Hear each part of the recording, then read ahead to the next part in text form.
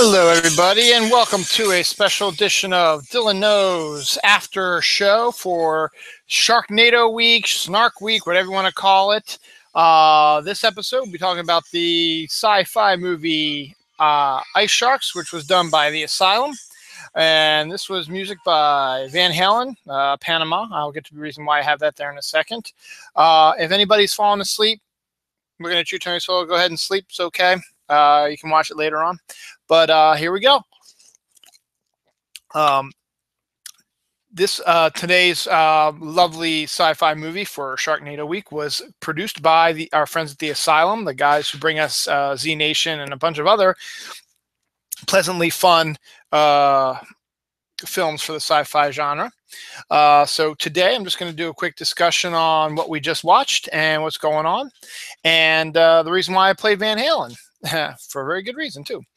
Anywho, so basically what's going on this week? This week is Snark Week. It means that leading up to Sharknado coming out on Sunday, the 31st at 8 o'clock, Sci-Fi is running a bunch of different movies for different technically shark movies as well. Last night was Damn Sharks, and the night before was Atomic Sharks. Tomorrow night's Planet of the Sharks.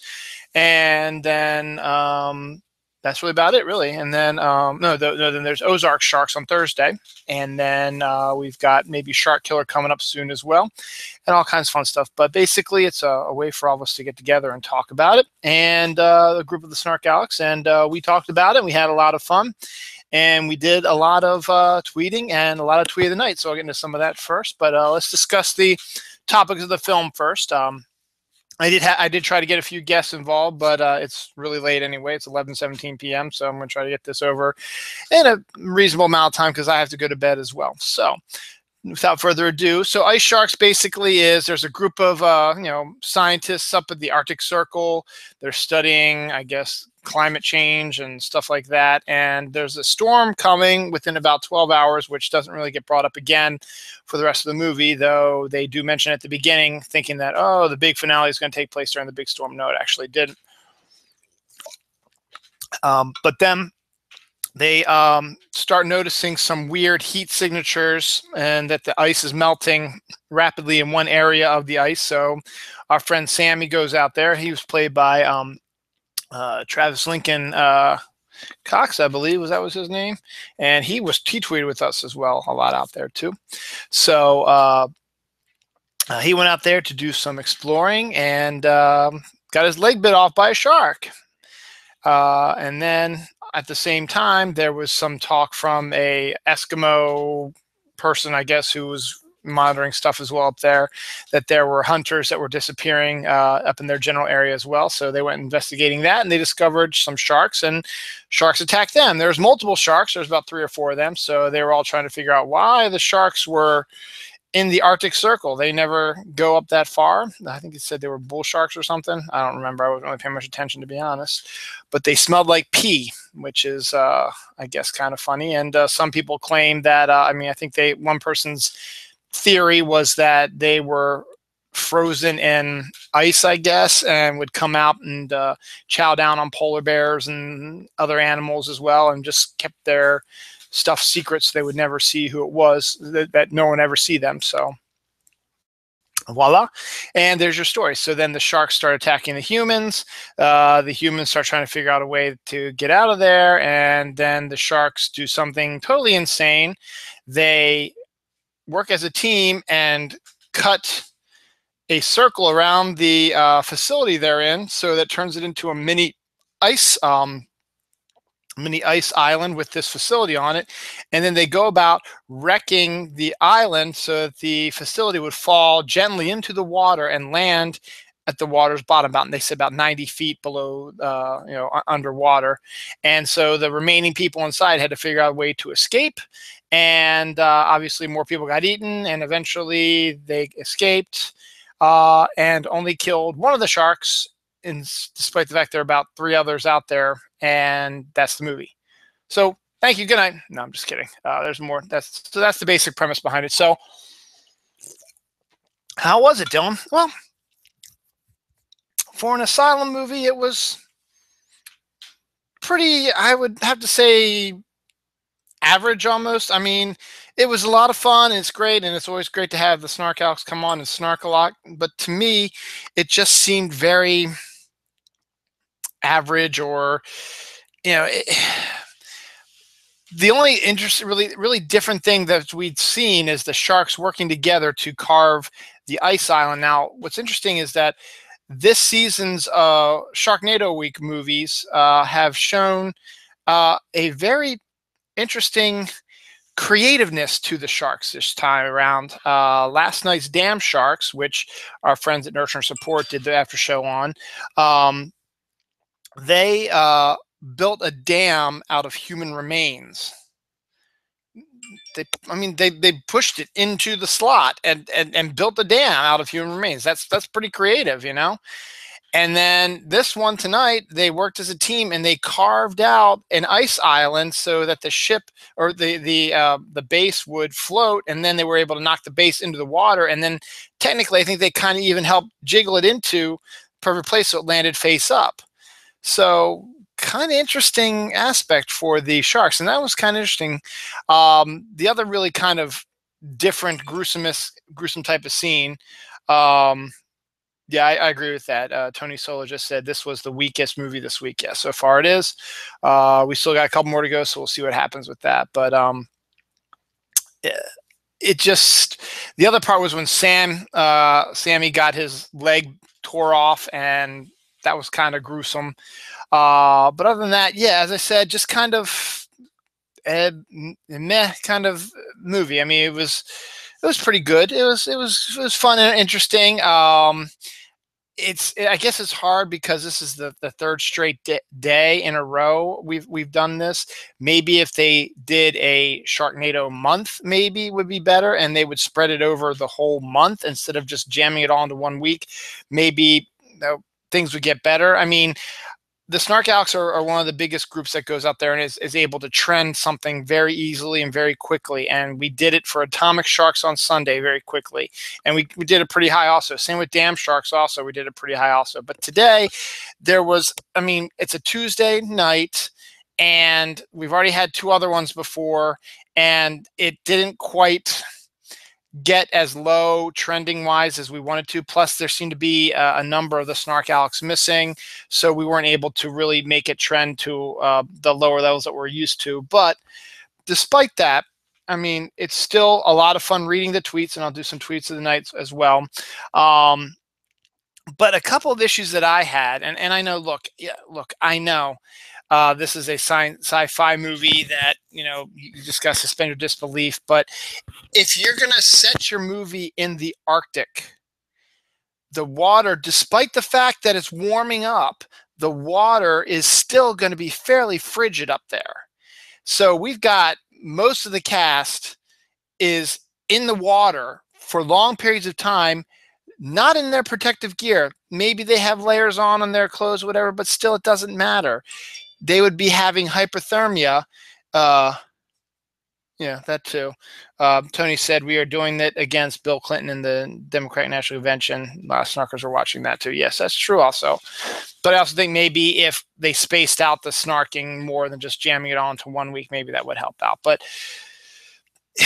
a lot of the people in this film were in the water for substantial amounts of times, and they really didn't show the hypothermia. Now, at the beginning, when I guess that was David who was the first one to encounter the sharks of the main cast. I mean, we had the teaser at the beginning where the hunter gets and his dogs get eaten by the sharks. But David falls into the water, and the shark misses him completely like 20 times and is able to pull him out. Now, he's in the water for a long amount of time, and he gets pulled out, and then they get onto the little machines and they ride back to the base. And then when he get back to the base, then he's starting to show the signs of hypothermia, his temperature only dropping about 5 degrees, and eventually they get him back up. But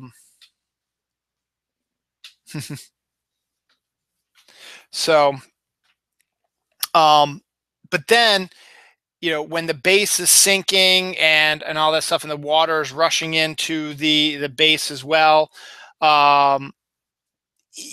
they're in these rooms, you know, with this frigid water. And even if it's heated, the room is heated, the water still isn't. So you would be suffering from hypothermia very quickly. And even if you got out, hypothermia is not something you just, oh, okay, I'm going to warm myself up, I'll be good. No, it takes some time to get over it. As I said, that's just a little nitpick of mine, and you saw it for those who saw my tweets. You did that. Now, the other thing that was interesting about this week of Sharknado was, we always joke that on the sci-fi movies, there's always helicopters that appear and they always get destroyed, because it's true. If you've gone back and seen any of the other sci-fi movies, the helicopters show up, they're going to crash. It's just the way it is. But the first two movies, Atomic Shark and Dam Sharks, had no helicopters, unless you want to count the helicopter drone from Atomic Sharks, which not a lot of people are. And that one did crash also. But this one, we finally get our helicopter, and it's this little dragonfly-looking helicopter. It's not even a proper-looking helicopter. And it's supposed to shoot the ropes into the water and pull out this massive base, which probably weighs a couple tons. I mean, you would think it would. I mean, yes, granted, it looked like a model when it was sinking in the water, because basically it was. But, suspend your disbelief, you're pulling this thing out of the water, and this little helicopter, and I guess it has the traction, the ability to do it. And so the sharks, of course, stop it and have it fall back down to the water, and then it crashes the helicopter. So it continues the streak. Rest in peace, helicopter. And let's see, anything else? Oh, yeah. Then at the end, the other weird thing about it was at the end, usually, and I guess it technically covered the basis of what you want to see in one of these sci-fi movies, because you know how it always is. There's the one big bad, you kill the big bad, and oh wait, there's babies, or there's another one that was missed or whatever. Lake Placid did it. Sharktopus has done it a number of times as well. So you're expecting, and then of course even today, I think, even this week, there were dam sharks were rebuilding the dam after last night's episode. And I'd like to think that they were showing some sort of other atomic type of sharks, or atomic shark babies, at the end of Atomic Sharks, but it was just basically a static shot of underwater stuff, and it looked like other sharks or fish or something. So I couldn't tell. But you would assume that after the movie's over and you go back in the water and you focus on a point for a few seconds, it's going to be the return of something, so they can set the sequel. In this case, there were like 3 or 4 sharks that were working together to stop this crew from surviving. And in the end, only one really got killed. And honestly, did it get killed? It just seemed to get knocked off of the boat. I guess it did, but and again, they used the Jaws thing where you shoot and you blow up the air tank, and it blows up the shark off and everything like that. They used it, I think, in Dam Sharks last night as well as they did tonight.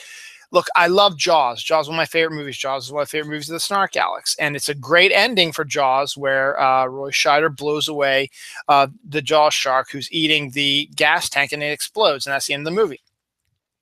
But the Mythbusters have proved that it's impossible to do that with a bullet, to destroy a air tank like that. And yet it's something that they go back to in these movies. But once again, I understand. Yes, I understand. I even got a tweet saying, you don't want to think about the science. Yes, I know. Like when they're being pulled out of the water, they would be getting the bends, which is something that happens to the human body if you come out of the water too fast. And they came out of the water damn fast. And the people remaining there, they would probably have the bends. But again, I understand. Yes, it's sci-fi movies. Yes, you're supposed to not think about it. But it's just that, and combined with the non-hypothermia of the people, the movie seemed a little off. And I agree. Yes, this was the weakest one so far that we've seen. Hopefully, Planet of the Sharks will make up for that. That is tomorrow night's movie at 9 o'clock. So everyone, come on back for that. I won't be there for that. I'll be at the Oriole game with my lovely wife Dawn Snarks. So we'll miss out on that. I think I'm recording it though, and we'll watch it sometime and enjoy it. And hopefully you guys will enjoy it too. And you can watch the after show with Tony Solo and our friends the McGevnas as well, directly after the show. And then Thursday is Ozark Sharks, where Tony Solo and I do an episode of the Snooze, and we'll discuss Ozark Sharks then. And then on the 31st will be a reunion of Snark Alec Radio. Snark Alec Radio. Discussing Sharknado 4. So that's what we got coming up there. So right now we're going to get to the part of the show which I like to call the tweets of the night, which is something that we do where we read the tweets of our fellow Snark Alex and others. There will also be people who aren't Snark Alex, but people who make good comments, and we hashtag it TWOTN for tweet of the night. I'm not going to read all of them. There's just some really, really good ones on here. But MJ Khan wrote, maybe they should just all pee on each other for camouflage and then swim for land. Again, that was the thing. One of the things they stated in the movie was, oh, they smell like pee. So yes, that makes a good point. So that's a tweet of the night. My lovely wife Dawn goes, right now the Ice Sharks have the tools and the talent. What have you got? Which was a throwback to Ghostbusters. I thought that was clever. Tony Solo also did a great tweet of the night for Joanna Torres, who is not a Snark Alec, but deserved it anyway for her tweet. Once they pass the deep blue sea level, they go to the boss fight with the storm from the day after tomorrow, which is awesome. I'd probably pick that as the best one of the night. Let's see what else. I'm going to skip another one here. Golden Girl 1975. I put this as tweet of the night. Don't worry about the lights. Ice Sharks planned, and no, you're down there like sardines, because there was the jokes like, close windows. They can see us. No, they know you're down there. So let's see what else. And my lovely wife Dawn again goes, and you get hypothermia, and you get hypothermia, and you, when everybody was again getting hit with the water, stuff like that. And here's what I want to talk about Van Halen. Why I start with Van Halen. Tony Solo, through his tweet run today, was making the case that the writer of the movie, Emil Edwin Smith, deliberately named all the characters, well, not all characters, mostly characters in the movie after Van Halen, the members of Van Halen, both Sammy Hagar and other versions as well. And he's actually pretty right about that. So my tweet night that I put for him was, so they lost Eddie and Sammy. Where are the rest of the guys from Van Halen? And then there was, let me see if I can find all the other ones that Tony covered in there as well. And they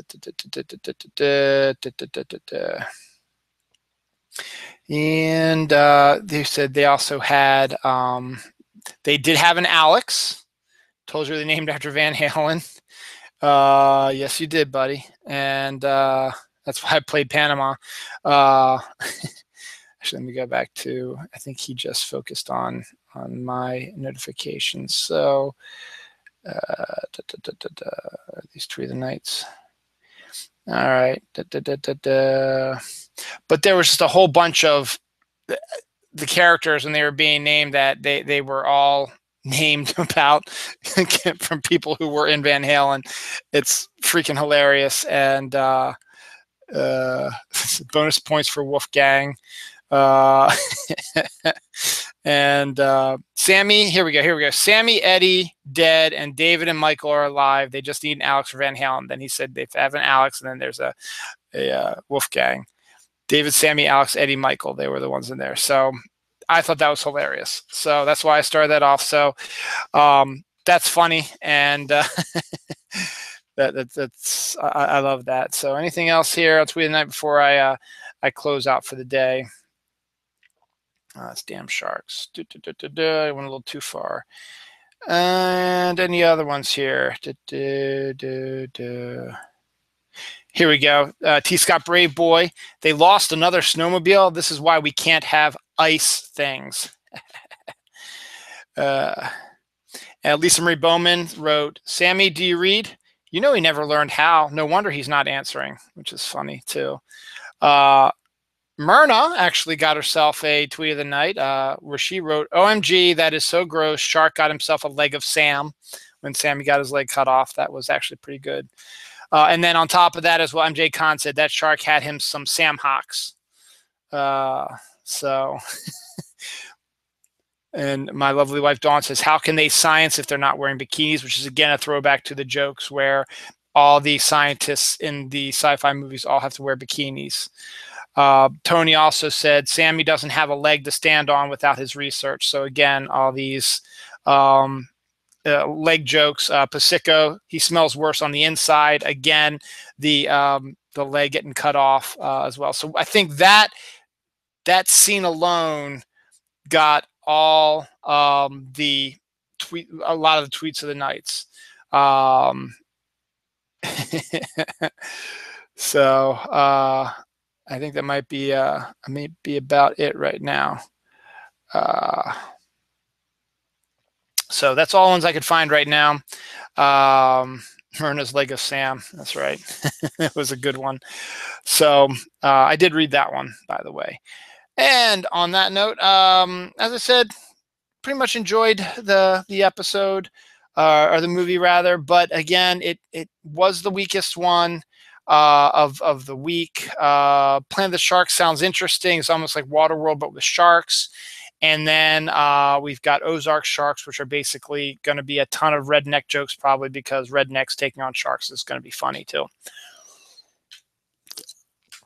So we got a couple more before the big one with Sharknado 4, and we'll see if we can keep up the quality of it. As I said, the weakest one of the week, but still, you know, a fairly enjoyable one, most especially due to all the snark Alex out there tweeting it, and also the fact that you got to love this too. The actors, the producers, the director. Sometimes I don't think the director was in it this time, but the producer, David Michael Latt, and a lot of the actors were all tweeting along with it, and they were liking and retweeting Snark Alex comments and making their own comments, and we were retweeting them as well. I think Travis, the guy who played Sammy, actually had a really good one that I wanted to read real quick to end the night. So let me see if I can just find it real quick. I can get his name properly for you guys. But yeah, so just keep it up.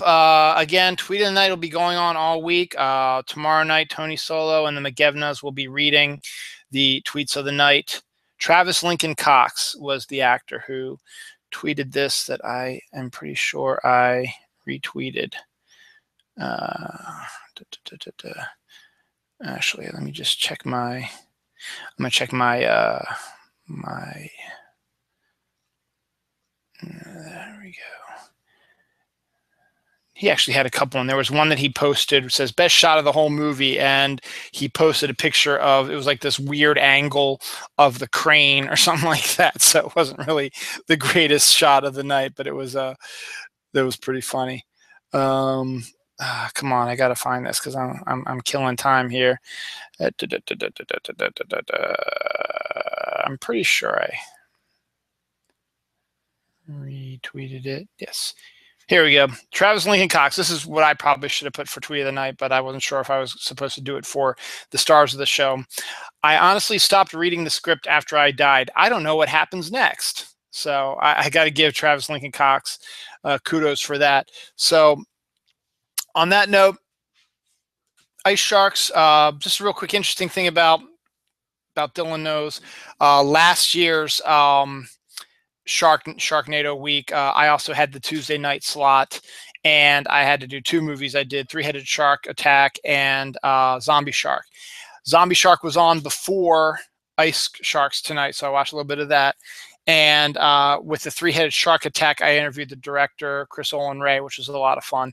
And but what was interesting about it is the night of, it was my night, Tuesday night, and I was going to watch from 7 to 11 because it was 7 to 9, 9 to 11. I was going to do the show. And so I was going to interview Chris Olin Ray, and I was going to talk about Zombie Shark. I was coming back from work, and my tire literally shredded and blew up on the highway.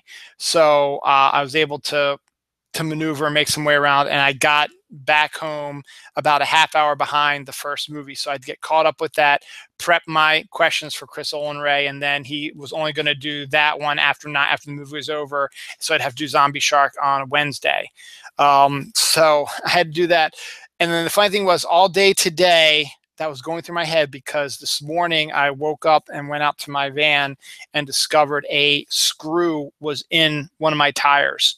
Now, it was in that spot where, you know, you get nails like this sometimes too, where it's not close enough to blow the tire, and it hasn't blown the tire since I've driven on it all day today, and it hasn't driven the tire. I think it popped in a little bit, and it's probably just a matter of time before it might burst. I'm just hoping that it doesn't burst until, or doesn't burst at all, and I can get my tire repaired probably on Saturday is probably the best time, because I got a lot of stuff going on. I'm going to the Orioles game tomorrow, and then, you know, get paid Thursday. I might be able to do it Thursday, maybe at the earliest, but I got to go get my son, who's at my mom's house now, and my daughter is away, so it's just Dawn and I in the house right now.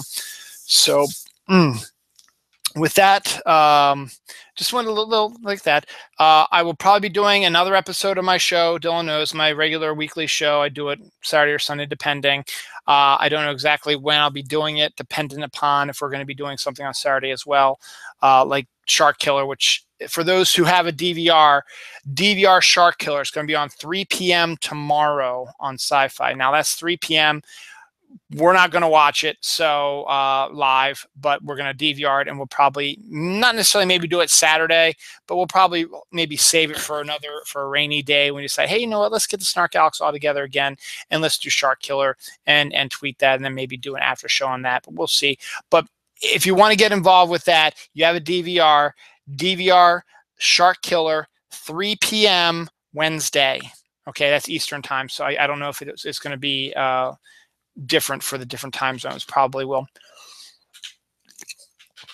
All right, guys, I've talked long enough. Go to bed. It's late. I got to go to bed. It's late. Thanks for watching the after show of IceSharks. Tomorrow night, Planet of the Sharks, 9 o'clock.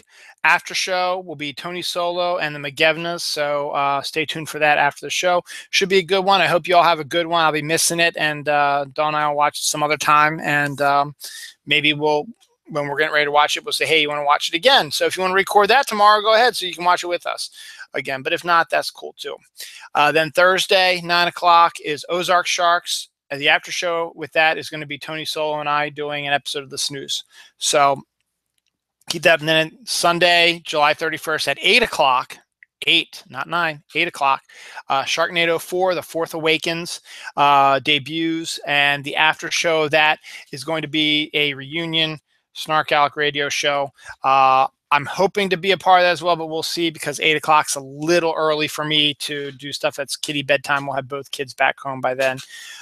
But we'll see. But join Tony, Kelly, Mike, Jeans might be in there. As I said, I'll try to be in there. Maybe Mel. We'll see who they can all get together for a big roll giant reunion of SnarkAlix Radio on Sunday, July 31st. Sharknado 4, The Fourth Awakens. So, and as for me, I'll let you know, keep an eye on my Twitter. I'll let you know when my new episode of Dylan Knows comes this weekend. So we'll see. And on that note, have a good night. See you all later. 9 o'clock tomorrow, Planet of the Sharks. Enjoy. Go home. Go to bed. Sleep. It's a work day tomorrow. Bleh.